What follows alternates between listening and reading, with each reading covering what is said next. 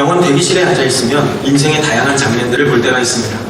같은 장소에 있지만 한쪽에서는 아이를 데리고 있는 젊은 부부가 환하게 웃고 있는 장면을 본 적이 있습니다. 아마 진료실에서 좋은 소식을 듣지 않았나 생각이 듭니다. 검사 결과가 괜찮습니다 라는 말을 들었을 수도 있고, 아니면 오랫동안 기다렸던 어떤 소식을 확인했을 수도 있습니다. 이 두 사람은 서로를 바라보고 환하게 웃으면서 휴대폰을 꺼내서 누군가에게 전화를 합니다. 그런데 같은 대기실에 있는 다른 쪽에서는 한 사람이 조용히 고개를 숙이고 앉아 있습니다. 손에는 검사지가 들려있고 얼굴은 어둡습니다. 누군가에게 전화를 해야 될 것 같은데 전화기를 만지작거리며 전화를 하지 못합니다. 그 사람 옆에는 아무도 없습니다. 같은 공간 안에 있지만 한쪽에서는 기쁨이, 한쪽에서는 눈물이 그렇게 공존하는 모습을 볼 수가 있습니다. 이러한 모습들을 보면서 우리의 인생을 돌아보게 됩니다. 같은 시간, 같은 공간 안에 있지만 누군가는 기뻐하고 있고 누군가는 울고 있습니다. 같은 예배당에 있어도 그렇습니다. 오늘 이 자리에 있는 우리가 다 모여 있지만 어떤 분은 감사의 제목을 가지고 이 자리에 오신 분도 계실 수 있습니다. 오랫동안 기도했던 일이 응답되었을 수도 있고 자녀에게 좋은 일이 생겼을 수도 있습니다. 또 어떤 분은 어려운 시간들을 지나서 마음속에 이제 기쁨과 감사와 소망이 있는 상태로 이 예배의 자리에 나오신 분도 계실 것입니다. 반대로 어떤 분들은 겉으로는 웃고 있지만 마음속에는 말 못할 눈물이 있을 수도 있습니다. 가정의 문제, 또 건강과 자녀의 문제, 또 경제적인 문제나 외로움과 상처를 가지고 이 자리에 앉으신 분도 분명히 계실 수 있다는 생각이 듭니다. 오늘 본문은 아주 짧지만 예수님 안에서 한 몸이 된 교회 공동체, 예수님 안에서 한 몸 된 사람들이 서로를 어떻게 바라보고 대해야 하는지를 우리에게 분명하게 말씀하고 있습니다. 사랑하는 여러분, 우리는 왜 함께 기뻐해야 하고 함께 울어야 할까요? 성경이 말씀하고 있는 이 함께 기뻐하고 함께 우는 삶은 세상에서 우리가 볼 수 있는 친절이나 그리고 누군가를 불쌍히 여기는 것과 어떠한 차이가 있을까요? 오늘 본문을 통해서 함께 살펴보기를 원합니다. 오늘 함께 나눌 내용은 이것입니다. 예수님의 몸된 교회가 함께 기뻐할 수 있는 이유는 무엇일까요? 이것이 오늘 첫 번째 질문입니다. 우리가 함께 기뻐할 수 있는 이유, 그 이유는 우리는 모두 은혜로 살아가는 사람들이기 때문입니다. 로마서 12장을 보면 로마서 전체에서 아주 중요한 내용이기도 합니다. 로마서의 1장부터 11장까지의 내용을 보면 바울은 복음이 무엇인지에 대해서 11장에 걸쳐서 자세하게 설명하고 있습니다. 모든 사람은 결국 죄 아래에 있고 율법의 행위로는 하나님께 의롭다 하심을 받을 사람이 한 명도 없기 때문에 결국 우리가 구원받기 위해서는, 우리가 진정 자유로운 삶을 누리며 살기 위해서는 예수 그리스도를 오직 믿음으로 하나님께 의롭다 하심, 죄사함을 얻을 수 있고 하나님의 자녀로 자유함을 누리며 살아갈 수 있다고 이야기합니다. 그 내용이 1장부터 11장까지의 내용입니다. 그리고 로마서 12장에 와서 이 12장부터는 바울이 이렇게 이야기합니다. 12장 1절의 앞부분을 보면 이렇게 말하죠. 그러므로 형제들이요, 내가 하나님의 자비하심으로 여러분에게 권합니다. 여기서 중요한 것이 바로 하나님의 자비하심입니다.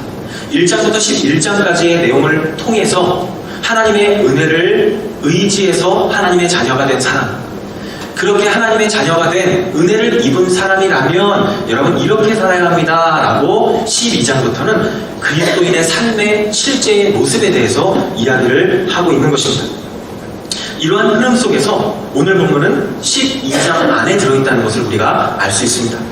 오늘 본문인 로마서 12장 15절 말씀을 보게 되면 누군가와 함께 기뻐하고 또 함께 우는 이런 모습은 억지로 남의 기쁨에 웃어주거나 억지로 누군가와 함께 울어주라는 이야기가 아니라 하나님의 자비를 입은 사람이라면, 하나님의 은혜를 입은 사람이라면 자연스럽게 흘러나오는 삶의 열매가 바로 이러한 모습이라고 이야기를 합니다. 그리고 뒤에 나오는 로마서 12장 4절부터 5절에 보면 사도 바울은 교회를 그리스도의 몸이라고 설명합니다. 12장 4절 5절은 이렇게 말씀하죠. 우리가 한 몸에 많은 지체를 가졌으니 모든 지체가 같은 기능을 하는 것이 아닙니다. 이와 같이 우리 많은 사람들도 그리스도 안에서 한 몸을 이루었고 각 사람은 서로 지체가 되었습니다 라고 이야기합니다. 한 몸에 많은 지체들이 있습니다. 우리 몸에도 한 몸이지만 눈이 있고 코가 있고 입이 있고 손과 발이 있고 또 머리와 귀가 있습니다. 다양한 구조들을 가지고 있습니다. 이것을 지체라고 이야기합니다.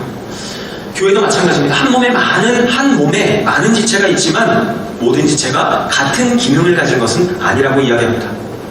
그렇기 때문에 우리가 다 다양한 사람들이지만 결국 우리 중에 누군가가 아프면 그 부분만 아프고 끝나는 것이 아닙니다. 우리가 손이 아프면 내가 온몸이 이 손이 아픈 것을 느끼는 것처럼 한 몸이기 때문에 온 몸이 함께 아파하고 반응하게 되는 것입니다. 바울은 이러한 원리를 우리의 지정의 가운데 감정적인 영역에도 적용하고 있습니다. 함께 기뻐하고 함께 우는 것을 인간관계의 기술로 단순히 이야기하는 것이 아니라 정체성의 문제로 이야기를 하고 있습니다. 우리는 서로 남이 아니라 그리스도 안에서 한 몸이기 때문입니다. 그래서 누군가와 함께 기뻐하는 것은 한편으로는 영적인 성숙을 요구하는 부분이기도 합니다. 여러분, 성경에 보면 가인과 아벨을 우리가 볼 수 있습니다. 하나님께서 아벨의 제사를 받으셨을 때 가인은 어떤 반응을 보였습니까? 기뻐하지 못했습니다. 동생에게 하나님께서 기쁘게 받으셨다는 그 사실이 너무나 못마땅 했고 그것이 분노가 되었습니다. 결국 그 분노는 살인으로 이어지게 되었습니다. 다른 사람의 기쁨을 함께하지 못하는 마음이 결국 얼마나 무서운 방향으로 흘러갈 수 있는지를 성경은 우리에게 분명하게 보여주고 있습니다. 요셉의 형들도 마찬가지죠. 요셉이 꿈을 꾸었을 때 형들은 요셉의 꿈을 동의하지 않았을 뿐만 아니라 좋아하지 않았습니다. 아버지의 사랑을 오히려 더 받는 것처럼 잘난 체 하는 것처럼 그렇게 봤습니다. 사실 시기했죠. 미워했고 시기했습니다. 그리고 요셉을 구덩이에 던지고 그를 이집트로 팔아 넘겼습니다. 다른 사람의 은혜를, 다른 사람의 이 모습을 좋게 보지 못하면, 그리고 그가 받은 은혜를 기쁨으로 바라보지 못하면 그 은혜가 나에게 위협처럼 느껴지는 것이 바로 인간의 본성입니다. 사울 왕도 다윗을 그렇게 보았습니다. 다윗이 골리앗을 물리쳤을 때 사실 이스라엘 나라 전체의 기쁜 일이었습니다. 사울 왕도 왕으로서 당연히 함께 기뻐해야 마땅했습니다. 그런데 사울은 그러지 못했습니다. 사울은 다윗을 경쟁자로 보았습니다. 백성들이 다윗을 칭찬하는 소리가 높아지면 높아질수록 그것이 사울의 마음에 상처가 되었습니다. 그리고 시기심과 미움이 싹트기 시작했습니다. 그때부터 사울은 다윗을 죽이려고 했습니다. 사랑하는 여러분, 성경은 우리에게 인간의 마음이 어떠한지, 인간의 본성이 어떠한지를 우리에게 분명하게 보여줍니다. 다른 사람의 기쁨 앞에서 우리의 본성은 어떻습니까? 우리의 마음은 심하게 흔들리는 존재입니다. 누군가 승진했다고 이야기하면, 누군가 자녀가 잘 되었다고 이야기하면, 누군가 사업이 성공했다고 이야기하고, 누군가 사역적으로 열매가 있다고 이야기하면, 누군가의 인정과 칭찬 앞에서 우리는 겉으로는 축하하지만 마음속으로는, 한편으로는 별로 좋아하지 않는 마음을 갖게 될 수도 있습니다. 그런데 오늘 본문을 보면 왜 그리스도인들은 함께 기뻐할 수 있다고 이야기할까요? 왜냐하면 우리의 기쁨은 다른 사람들과의 비교에서 나오는 것이 아니라 바로 하나님의 은혜에서 나오기 때문입니다. 헬라어에 보면 이 기뻐하다라는 단어는 은혜라는 단어와 연결되어 있다는 것을 알 수 있습니다. 이 기쁨이라는 단어는 카라라는 단어입니다. 고대 그리스어로 카라, 그리고 은혜라는 단어는 카리스라는 단어입니다. 이 성경적으로 봤을 때 이 기쁨은 단순히 어떤 상황이 좋아서 나오는 것이 아니라 하나님께서 우리에게 설명해 주시고자 하는 그런 의미에서 보면 이것은 하나님의 은혜를 경험했을 때 자연스럽게 우리 안에서 흘러나오는 반응이 바로 기쁨입니다. 하나님의 은혜를 경험했을 때 자연스럽게 경험되어지는 것입니다. 형제나 자매가 경험한 그런 은혜를 봤을 때 우리는 이렇게 반응할 수 있습니다. 아, 하나님이 저 사람에게 은혜를 주셨구나. 야, 하나님의 선하심이 저 가정에 나타났구나. 주님의 은혜가 저 사역 가운데 열매를 맺게 하셨구나. 이렇게 우리가 생각하고 바라보기 시작할 때 정말 그 사람의 기쁨이 나의 기쁨이 됩니다. 세상 사람들은 어떻습니까? 누군가가 올라가면 자신은 내려가는 것처럼 느낍니다. 누군가가 박수를 받으면 나에게 오는 박수가 줄어드는 것처럼 느낍니다. 누군가가 복을 받고 잘 되면 내 몫이 사라진 것처럼 그렇게 느끼고 생각합니다. 그런데 성경은 우리에게 분명히 말씀합니다. 하나님은 하나님의 은혜가 부족하지 않다고 우리에게 말씀하십니다. 하나님은 모든 사람에게, 한 사람 한 사람에게 다 은혜를 주셨기 때문에 다른 사람에게 줄어들 은혜가, 다른 사람에게 주실 은혜가 줄어드는 그런 은혜가 아니라 모든 사람들에게 넉넉하게 주실 수 있는 하나님이라고 성경은 우리에게 말씀합니다. 로마서 8장 32절은 이렇게 말씀하죠. 자기 아들을 아끼지 않으시고 우리 모든 사람들에게 내어주신 그 하나님 아버지께서 어찌 아들이신 예수 그리스도와 함께 모든 것을 우리에게 주시지 않겠느냐. 예수 그리스도 안에서 우리를 구원해 주시고 우리의 아버지가 되어주셨다면 자식으로서 필요한 것들을 왜 책임져 주시지 않겠느냐라고 말씀합니다. 함께 기뻐한다는 것은 그 사람에게 임한 그러한 하나님의 은혜를 인정하는 것입니다. 더 나아가서 그 사람에게 임한 하나님의 은혜를 통해서 하나님을 함께 찬양하고 높여드리는 것입니다. 누가복음 15장에 보면 탕자의 비유가 나옵니다. 둘째 아들이 돌아왔을 때 아버지는 잔치를 베풉니다. 살찐 송아지를 잡고 음식과 축제를 벌이죠. 아버지는 잃었던 아들을 다시 찾은 것을 기뻐하지만 그런데 맏아들은 잔치에 들어가지 않죠. 몸은 집안에 있었지만 마음은 아버지의 기쁨에 참여하지 못하는 모습을 볼 수가 있습니다. 우리도 그럴 수 있습니다. 하나님이 누군가를 회복시키실 때, 그리고 누군가에게 다시 한번 세컨 찬스를 주실 때, 누군가를 새롭게 다시 세우실 때 우리는 마음속으로 왜 저 사람에게 저런 은혜가 있을까? 하나님은 왜 저 사람에게 다시 기회를 주시는 걸까? 라고 생각할 수도 있습니다. 그러나 아버지의 마음을 알면 우리는 다르게 반응할 수밖에 없습니다. 아버지가 기뻐하시면 나도 기뻐하게 됩니다. 아버지가 잔치를 여시면 나도 그 잔치에 참여하게 되죠. 침례 요한을 봅니다. 침례 요한은 요한복음 3장에 보면 사람들이 침례 요한에게 이런 얘기를 합니다. 예수님이라는 사람이 등장하고 나서 사람들이 당신이 아니라 그분에게 많이 가는 것 같아요 라고 이야기했을 때 요한이 뭐라고 이야기합니까? 그분은 흥하여야 하고 나는 쇠하여야 합니다. 그분이 흥하는 것이 마땅합니다 라고 이야기합니다. 요한은 예수님의 영광이 커지는 것이 자신의 손해가 아니라고 생각했습니다. 오히려 함께 기뻐할 수 있었습니다. 이것이 바로 하나님의 은혜를 아는 사람의 모습입니다. 바나바도 그런 사람이죠. 사도행전 11장에 보면 바나바는 안디옥 교회에 하나님의 은혜가, 성령 하나님의 충만하심이 임한 것을 보고 너무나 기뻐합니다. 이 바나바는 자기 이름이 높아지는 것보다 하나님의 은혜가 충만해지는 것을 더 기뻐했던 사람이었습니다. 그래서 사울은 바로 회심하기 전에 바울의 이름이죠. 성경이 말하고 있는 사울. 이 사울을 데리고 와서 하나님의 사역에 함께 참여시킨 사람이 바나바이지 않습니까? 이 사람은 다른 사람이 하나님의 은혜 가운데 함께 참여하고 또 풍성한 은혜를 경험하는 것을 기뻐했던 사람입니다. 민수기 11장에 보면 엘닷과 메닷이라는 사람이 이 진영 안에서 이스라엘이 머무르고 있는 곳 안에서 예언을 하는 장면이 나옵니다. 그럴 때 여호수아는 자신의 리더였던 모세를 생각해서 이 두 사람을 말리려고 합니다. 그런데 모세가 뭐라고 이야기합니까? 하나님께서 하나님의 영을 하나님의 사람들에게 주셔서 다 선지자가 되게 하시기를 원한다 라고 이야기를 합니다. 모세는 다른 사람에게 하나님의 영이 임하는 것을 위협적으로 생각하지 않았습니다. 오히려 하나님의 백성 모두가 하나님의 은혜를 풍성하게 누리기를 원했던 사람이 바로 모세였습니다. 이것이 함께 기뻐하는 사람의 모습입니다. 하나님의 은혜가 나에게만 머물기를 원하는 그런 마음이 아니라 하나님의 은혜가 더 많은 사람에게 풍성하게 흘러가기를 원하는 마음, 그것이 바로 하나님 아버지의 마음입니다. 여러분, 이러한 말씀을 기억하며 교회 공동체를 생각해 봅니다. 교회가 가장 아름다운 순간이 언제일까요? 교회가 가장 아름다운 순간은 누군가의 기쁨을 모든 사람이 함께 기뻐할 때가 아닐까요? 한 가정에 아이가 새로 태어났을 때 모든 사람이 기뻐할 수 있다면, 어떤 청년이 직장을 새로 얻었을 때, 또 학생들이 어려운 시간을 지나서 결국 논문을 통과하고 졸업하게 되었을 때, 그리고 아프셨던 한 성도님이 회복되었을 때, 오랜 기도 끝에 하나님께서 기도의 제목을 응답해 주셨을 때 우리가 함께 기뻐할 수 있다면 얼마나 아름다운 공동체의 모습이 되겠습니까? 이런 모습이 바로 믿지 않는 사람들과의 다른 모습이기도 합니다. 물론 세상에도 축하하는 모습은 존재합니다. 타종교회도 축하하고 축복하는 문화가 있습니다.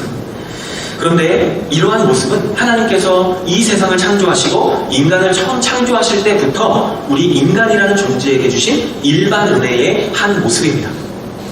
그런데 성경이 정말 말씀하고 있는 이 함께 기뻐한다는 것은 단순히 인간적으로 좋은 일이 생겨서 그냥 축하하는 것이 아니라 정말 그 사람에게 임한 하나님의 은혜를 함께 바라보기 때문에 진정으로 기뻐할 수가 있는 것입니다. 그리고 그 사람이 나와 한 몸이기 때문에 그리스도 안에서 그 사람의 기쁨 또한 나의 기쁨이기 때문에 우리가 기뻐할 수 있습니다. 그렇다면 구체적으로 우리가 이 말씀을 어떻게 적용할 수 있을까요? 우리는 어떻게 즐거워하는 사람들과 기뻐하는 사람들과 함께 구체적으로 기뻐할 수 있을까요? 세 가지로 생각해 볼 수 있습니다. 첫 번째는 누군가의 기쁨을 들었을 때 즉시 축복하는 것입니다. 내 마음속에 인간적인 비교의 마음이 올라오기 전에 먼저 축하해 주는 것입니다. 진심이 느껴지지 않을 때도 있어요. 내 스스로 내가 내 마음을 봤을 때 진심이 따라오지 않을 때가 있습니다. 그러나 그때 우리는 하나님 앞에 기도할 수 있습니다. 하나님, 저 사람에게 하나님께서 주신 그 은혜를 제가 함께 기뻐해 줄 수 있게 해주세요. 저 사람의 기쁨을, 저 사람의 은혜를 나의 부족함으로 보지 않게 해주세요. 그리고 하나님의 선하심으로 바라보게 해달라고. 그렇게 우리는 기도할 수 있습니다. 누군가에게 좋은 소식을 전할 때 그냥 잘 됐네요 라고 끝내는 것이 아니라 조금 더 마음을 담아서 말해줄 수 있다면, 정말 하나님께서 은혜를 주셨네요. 저도 너무나 기쁩니다. 그동안 저도 기도하면서 기다렸는데 하나님께 정말 감사하네요. 이렇게 우리가 말할 수 있다면 그 기쁨은 더 커지게 될 것입니다. 누군가의 기쁨을 들었을 때 즉시 축복할 수 있습니다. 또 우리는 어떻게 이 기쁨을 함께 즐거워할 수 있을까요? 두 번째는 다른 사람의 은혜를 나의 손실로 여기지 않는 것입니다. 내 옆에 있는 형제자매가 잘 되었다고 해서 내가 버림받은 것이 아닙니다. 옆에 있는 사람이 하나님의 은혜가 풍성하게 경험되어졌다고 해서 나의 은혜가 줄어든 것이 아니라 하나님께서 그 사람의 삶에도 동일하게 선하게 일하고 계시는구나 라고 우리가 생각할 수 있는 것이죠. 하나님의 은혜는 앞에서 말씀드린 것처럼 누군가에게 주면 그만큼 사라지는 것이 아니라 하나님의 은혜는 한없고 풍성한 것입니다. 그래서 그런 은혜로 모든 자녀들에게 넉넉하게 주시는 하나님의 은혜임을 우리가 안다면 누군가 하나님의 은혜를 경험했다고 이야기할 때마다 우리는 진정으로 기뻐할 수 있고 예수 그리스도 안에서 그 사람을 바라볼 수 있을 뿐만 아니라 우리의 삶도 동일하게 바라볼 수가 있습니다. 하나님께도 나에게 그리스도를 주셨기 때문에 나에게도 하나님의 은혜가 여전히 머무르고 있고 저 사람에게도 여전히 동일하게 머무르고 있구나 라고 볼 수 있는 것입니다. 그렇게 우리는 다른 사람의 은혜를 나의 손실로 여기지 않고 하나님의 무한하신 은혜의 경험으로 볼 수 있습니다. 세 번째는 바로 작은 기쁨도 함께 축하하는 문화를 만드는 것입니다. 누군가의 큰 성공만 함께 축하하는 것이 아니라 아주 작은 부분도 같이 축하할 수 있습니다. 어떤 아이가 처음으로 예배 자리에서 찬양을 불렀을 때, 이 청년이 처음으로 직장에 출근했을 때, 어떤 성도님이 오랜만에 예배 자리에 다시 돌아왔을 때, 그리고 누군가가 병원에서 검사를 받았는데 검사 결과가 너무나 좋았을 때, 기도 응답을 경험했을 때, 우리는 그럴 때마다 그 기쁨을 함께 축하해 줄 수 있습니다. 여러분, 우리 주변에도 크고 작은 일들이 얼마나 많아요. 우리 주위에 있는 가까운 분들에게 좋은 일들은 함께 축하해 주실 수 있는 한 주간이 되셨으면 좋겠습니다. 누군가에게 소소하지만 축하의 메시지를 보낼 수 있겠죠. 또 오랫동안 수고했던 어떤 분에게 정말 수고 많으셨습니다, 정말 감사합니다 라고 이야기할 수도 있겠죠. 그리고 그 사람의 기쁨을 소소하지만 우리가 함께 기뻐할 수 있을 것입니다. 이러한 작은 실천을 통해서, 작은 순종을 통해서 우리의 마음이 넓어지고 우리의 공동체가 더 따뜻해질 줄로 믿습니다. 하나님의 은혜를 아는 사람은 이렇게 함께 기뻐할 수 있습니다. 오늘 본문이 주시는 두 번째 메시지는 예수님의 몸된 교회가 함께 울 수 있는 이유는 무엇일까요? 함께 울 수 있는 이유, 그것은 바로 우리가 그리스도의 마음을 품은 사람들이기 때문입니다. 바울은 오늘 본문에서 우는 사람들과 함께 울라고 이야기합니다.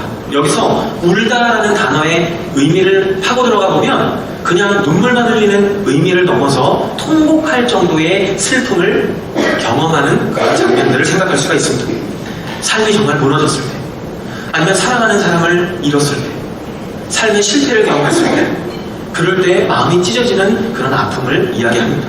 그럴 때 바울은 그 눈물을 곁에서 그냥 멀리서 바라보고만 있지 말라고 이야기합니다. 우는 사람들과 함께 울어야 한다고 이야기합니다. 그 사람의 슬픔 그 곁으로 다가가서 그들과 가까이에서 함께 하라는 뜻입니다. 왜 예수님의 몸된 교회가 그렇게 할 수 있을까요? 왜냐하면 그리스도의 마음을 가진 사람들이기 때문입니다. 성경은 모든 것을 부끄러운 것으로 보지 않습니다. 오히려 성경은 하나님의 백성들이 눈물이 필요할 때 울 수 있다고 이야기합니다. 로마서 8장에 보면 피조물이 탄식하고 그리고 성령의 처음 익은 열매를 받은 우리도 속으로 탄식한다고 이야기합니다. 여러분, 그 말이 무엇인가 하면 이 세상은 아직도 완전한 회복이 되지 않았다는 것이죠. 타락 이후로 하나님께서 새하늘과 새 땅으로 회복시키기 전까지는 여전히 이 땅에 슬픔이 존재하고 아픔이 존재한다는 것입니다. 그래서 이 세상에는 예수님이 다시 오실 때까지는 죄와 죽음과 질병과 잃어버리는 그런 모습들이 여전히 존재합니다. 그렇기 때문에 그리스도인들은 이런 현실을 외면하는 사람들이 아니라 이 세상에 실존하고 있는 그러한 아픔을 정직하게 바라보며 인정하며 함께 그 아픔에 동참할 수 있는 사람들입니다. 여러분, 그러나 우리가 기억해야 할 것은 우리는 소망 없이 울지 않는다는 것입니다. 데살로니가 전서 4장 13절에 보면 소망 없는 사람들처럼 슬퍼하지 않는다라는 표현이 나옵니다.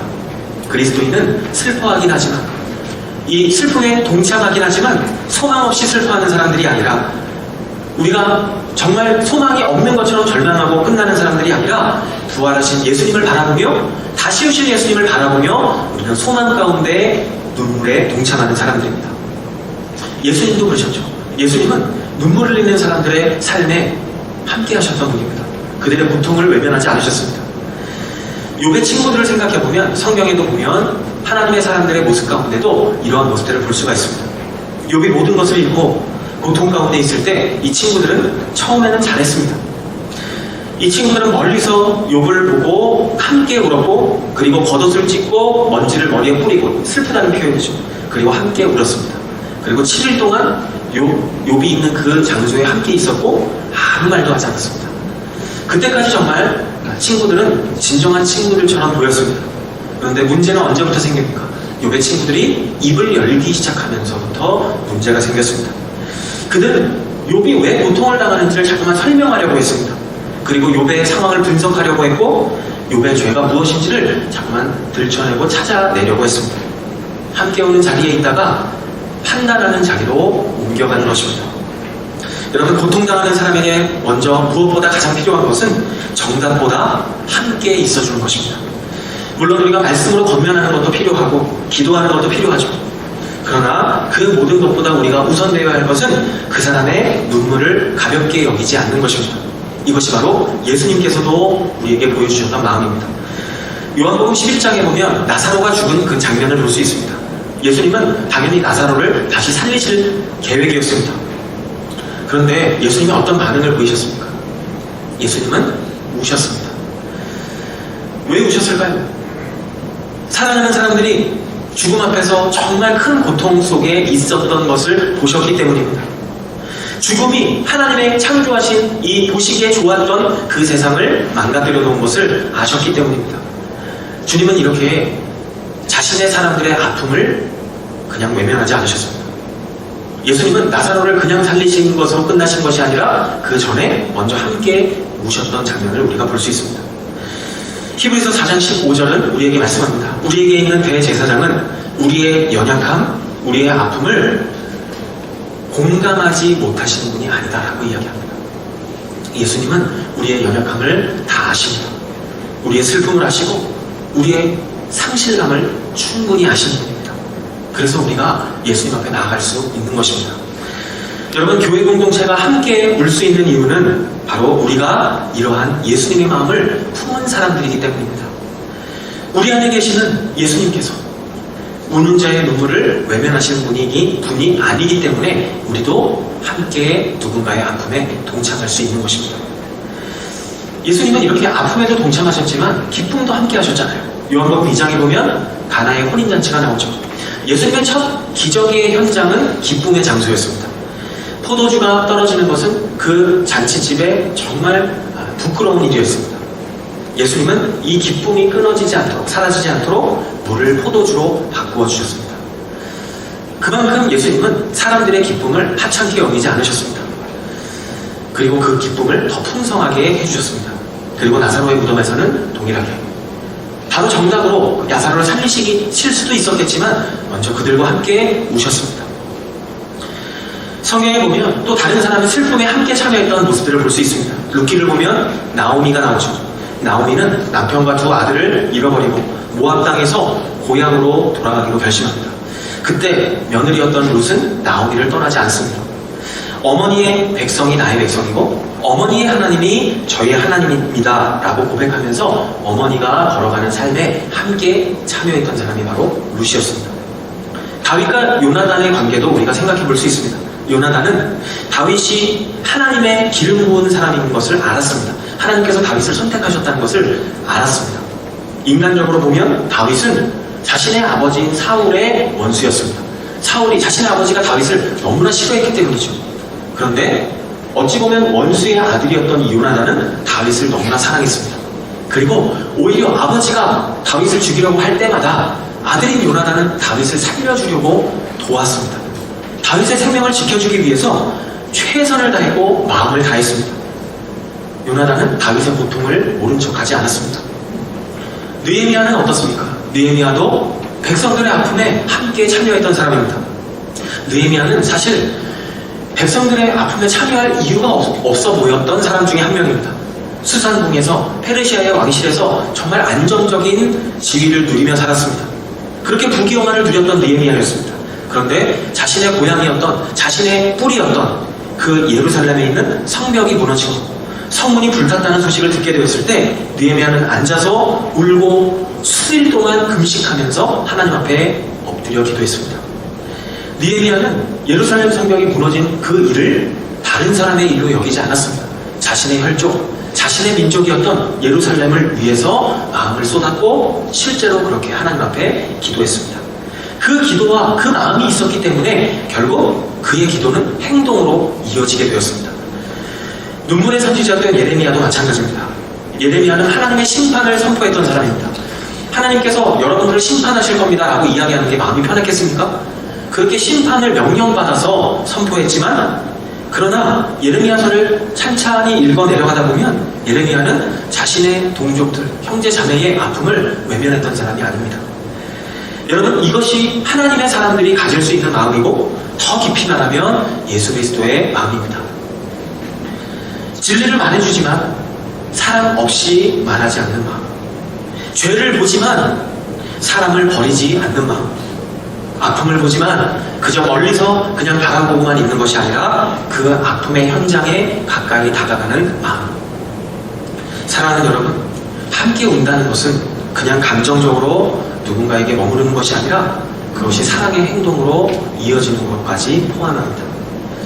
누군가 장례식을 하게 되었을 때 찾아가는 것, 병원에 누군가가 입원했을 때 그 성도님을 위해서, 그분을 위해서 시간을 내어 안부를 묻고 기회가 되면 찾아갈 수 있는 것, 누군가가 인생의 실패를 경험했을 때 그 사람을 조용히 찾아가서 함께 위로하고 품어주는 것, 말을 많이 하기보다는 그 사람 곁에 오랜 시간 함께 있어주는 것, 누군가에게는 그저 한 끼 식사를 챙겨주는 것, 그 사람의 아이가 있다면 잠시라도 돌봐줄 수 있다면 아이를 함께 돌봐주는 것, 그리고 그 사람을 위해서 함께 기도해주는 것, 필요하다면 그 사람을 도울 수 있다면 경제적으로도 도와줄 수 있다면 함께 돕는 것, 그리고 그 사람이 답답한 마음이 있다면 그 사람의 이야기를 끝까지 들어주는 것, 이것이 바로 누군가와 함께 울어주는 삶의 모습입니다. 2001년에 뉴욕 맨하탄이 큰 혼란에 빠지죠. 왜냐하면 9.11 테러 때문입니다. 이때 도로와 터널 그리고 지하철까지 막히면서 그 도시가 섬처럼 몰입이 되었습니다. 그때 많은 배들이 이 뉴욕에 있는 항구로 몰려들었습니다. 정말 다양한 배들이 개인 선박까지도 그 뉴욕에 와서 많은 사람들을 태워서 다른 곳으로 옮겨주기 시작했습니다. 누군가의 명령을 받아서가 아니라 정말 고통 가운데 있는 그 사람들을 보면서 자발적으로 이 사람들은 그들에게 달려갔습니다. 이 배를 가지고 있었던 사람들은 자신들이 태웠던 사람들이 누구인지 알지 못했습니다. 이름도 몰랐습니다. 그런데 그날 그 사람들은 그 고통 속에 있는 사람들과 함께 울었습니다. 함께 운다는 것은 눈물만 흘리는 것이 아니라 그 사람의 삶의 자리에 함께 하는 것까지도 이야기합니다. 제가 지금 말씀드리는 것 이야기 속에 다 기독교인만 있는 것은 아닙니다. 믿지 않는 사람들 가운데서도 이러한 마음으로 그러한 자리에 참여하는 사람들이 있습니다. 그런데 앞에서 말씀드렸지만 이러한 모습은 하나님의 형상대로 하나님께서 우리를 창조하실 때 우리 안에 남겨두신 하나님의 형상의 일부인 것입니다. 일반적인 은총인 것이죠. 그런데 성경이 우리에게 이야기하는 이 울음은 더 깊은 차이가 존재합니다. 단지 인간적인 연민 때문에 우는 것이 아니라 우리는 결정적으로 십자가에 달리신 예수 그리스도, 그 예수 그리스도를 따르는 사람들이기 때문에 우리는 우는 사람들입니다. 우리는 고통 당하는 사람들을 볼 때마다 그냥 불쌍한 사람으로 보는 것이 아니라 하나님께서 창조하신 하나님의 형상, 그리고 하나님이 사랑하시는 그 사람이 고통을 당하는 것으로 보게 됩니다. 그리고 그 사람을 도우면서, 그 사람을 불쌍히 여기면서 우리는 그 현장에서도 그들보다 도덕적으로 우월한 사람이라는 것을, 그런 마음을 갖지 않습니다. 나도 동일한 하나님의 긍휼하심이 필요한 사람이다 라는 마음을 가지고 그 사람과 함께 울어주는 것이죠. 함께 기뻐하고 이렇게 함께 우는 것은 교회 안에서만 존재하는 모습이 아니라 사실 우리의 삶의 자리로 확장되어야 할 모습이기도 합니다. 어떤 사람에게까지 확장되어야 할까요? 나를 힘들게 한 그 사람에게까지.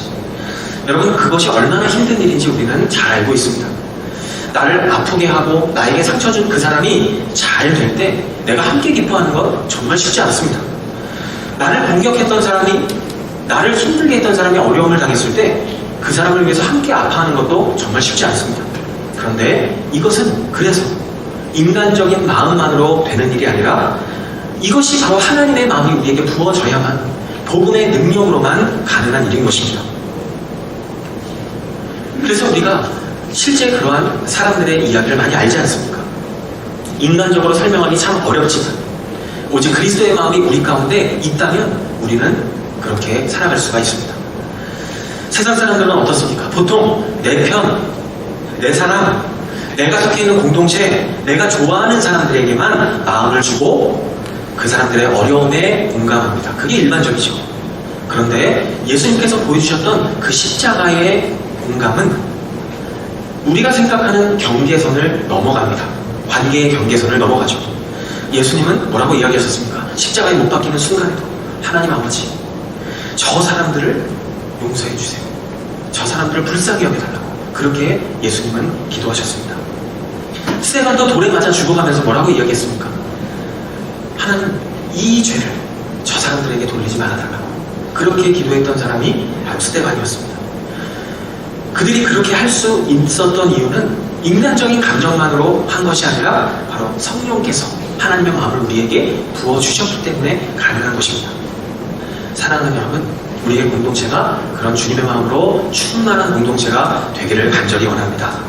여러분, 1세기의 상황을 보면요, 이 글이, 이 로마서가 기록되었던 1세기 로마의 문화와 이 상황을 보게 되면 로마서에서는 사실 평정심을 유지하는 것이 강함의 상징이었고 미덕이었습니다.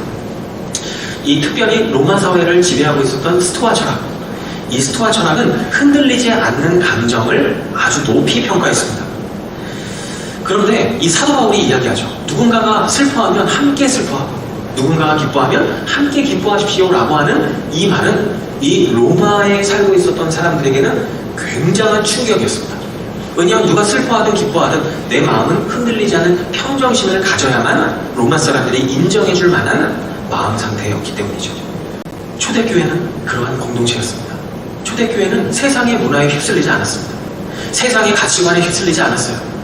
사도 바울은 분명히 이야기하죠. 예수 그리스도의 보여주셨던 삶을 따라 함께 기뻐하고 함께 울어야 한다고 이야기합니다.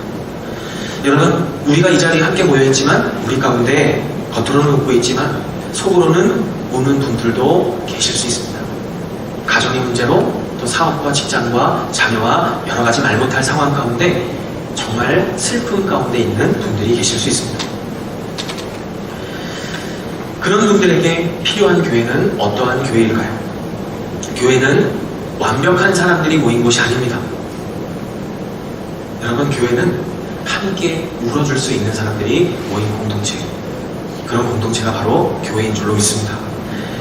내 약함을 드러내도, 정말 내 아픈 실패와 연약함을 드러내도 정죄받지 않는 공동체, 내가 때로는 너무 힘들어서 실패를 이야기해도 버림받지 않는 공동체, 내가 정말 눈물을 흘리면서 하나님 앞에 기도하고 있을 때 조용히 옆에서 함께 해줄 수 있는 안전한 공동체. 여러분, 우리 공동체는 그러한 모습 가운데 하나님 앞에 세워져 가고 있는 줄로 믿습니다. 그리고 주님께서는 계속해서 우리를 그러한 사랑의 통로로 부르고 계십니다. 예수님의 몸된 교회가 함께 올 수 있는 이유는 바로 그리스도의 마음을 우리가 가지고 있기 때문입니다.